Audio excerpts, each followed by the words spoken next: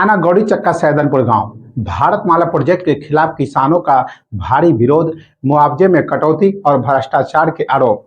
मुआवजे में 47% कमी का आरोप, 17 किसान पुलिस हिरासत में, पुरानी दरों पर मुआवजा और जांच की मांग। तो सबसे पहले नमस्कार, आप देख रहे हैं न्यूज जीरा और मैं आपके साथ विपिन। आज की बड़ी खबर पटना जिले के गौरी चक्के सैदनपुर गांव की, जहां भारतमाला प्रोजेक्ट के तहत हो रहे सड़क निर्माण कार्य के विरोध में किसानों का आक्रोश फूट पड़ा। मामला इतना गंभीर हो गया कि सैदनपुर गांव में किसानों ने सड़क निर्माण कार्य को पूरी तरह रोक दिया और 3 घंटे तक उग्र प्रदर्शन करते रहे। पुलिस ने प्रदर्शन कर रहे 17 किसानों को हिरासत में ले लिया। किसानों का आरोप है कि उन्हें मुआवजे में धोखा दिया जा रहा है और प्रशासन के मिली भगत से भ्रष्टाचार किया जा रहा है। भारतमाला प्रोजेक्ट के विरोध में किसानों का गुस्सा सातवें आसमान पर है। दर्जनों किसान निर्माण कार्य को रोक चुके हैं, हाथों में प्ले कार्ड और नारेबाजी कर रहे हैं। हमें चाहिए न्याय, मुआवजा नहीं तो सड़क नहीं की मांग कर रहे हैं। सरकार ने हमारी जमीन जबरन ले ली है और अब मुआवजा भी आधा दे रही है। पहले 42,285 रुपये प्रति डिसमिल मिलता था, अब सिर्फ 22,886 रुपये प्रति डिसमिल मिल रहा है। ये कहाँ का इंसाफ है? हमने इस जमीन पर खून पसीना बहाया है और जब सड़क बन रही तो हमें भिखारी बना दिया जा रहा है। अधिकारी पैसे खा गए और हमें सिर्फ मिला धोखा। यह विरोध लगभग 3 घंटे तक चला, जिसमें किसानों ने सड़क निर्माण का काम पूरी तरह से बंद करवा दिया। मौके पर पुलिस पहुंची और हालात को काबू में करने की कोशिश की गई, लेकिन किसानों ने पीछे हटने से साफ इनकार कर दिया। पुलिस ने कार्रवाई करते हुए प्रदर्शन कर रहे 17 किसानों को हिरासत में ले लिया। हालांकि प्रदर्शनकारियों का कहना है कि ये आंदोलन तब तक जारी रहेगा जब तक उन्हें पुरानी दरों पर मुआवजा नहीं मिलता। लेकिन सवाल यह उठता है कि ये पूरा विवाद है क्या और मुआवजे की असल कहानी क्या है। आइए सब समझते हैं इस पूरे घटनाक्रम को विस्तार से।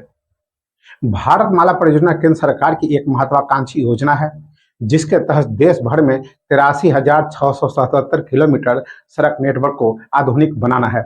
इस परियोजना का उद्देश्य सीमावर्ती इलाकों को जोड़ना, व्यापारिक मार्गों को सुदृढ़ करना और यातायात की सुविधा को बेहतर बनाना है। पटना जिले से होकर गुजर रहे इस सड़क का निर्माण भारतमाला परियोजना के उसी हिस्से में हो रहा है। इसके लिए किसानों की भूमि अधिग्रहित की गई, लेकिन यहीं से विवाद की शुरुआत हुई। किसानों का आरोप है कि पहले की अधिसूचना के अनुसार उन्हें प्रति 42,285 रुपये मुआवजा मिलना था, लेकिन अब अचानक दरें घटाकर 22,886 रुपये कर दी गई है, यानी कि लगभग 47% की कटौती। पहले 42,285 रुपये डिसमिल, अब 22,886 रुपये डिसमिल, यानी कि अंतर 19,399 रुपये का। किसानों ने इसे साफ तौर पर भ्रष्टाचार से जोड़ दिया है। उनका कहना है कि कुछ अधिकारियों ने मुआवजा वितरण में मनमानी की और रिश्वतखोरी कर उचित भुगतान नहीं किया। जब हमने इस मुद्दे पर एक भूमि अधिकारी विशेषज्ञ से बात की तो उन्होंने कहा, जब सरकार किसानों की जमीन लेती है तो उसे 4 गुना मुआवजा देने का प्रावधान है। यदि किसानों की शिकायत है कि मुआवजा दर में कटौती हुई है तो इसकी जांच आवश्यक है। हर गांव की भूमि का मूल्य अलग होता है, लेकिन मुआवजा में इतनी असमानता सवाल खड़े करती है। इस तरह के विवाद न सिर्फ परियोजनाओं को बाधित करते हैं, बल्कि किसान और सरकार के बीच विश्वास की खाई भी बढ़ाते हैं। सवाल यह भी है कि क्या जमीन अधिग्रहण से पहले किसानों को विश्वास में लिया गया था? क्या मुआवजा तय करते समय ग्राम सभा की सहमति ली गई? इस पर एक अधिकारी ने कहा, मुआवजे की प्रक्रिया पूरी तरह से पारदर्शी है। किसानों को नियमों के अनुसार भुगतान किया जा रहा है।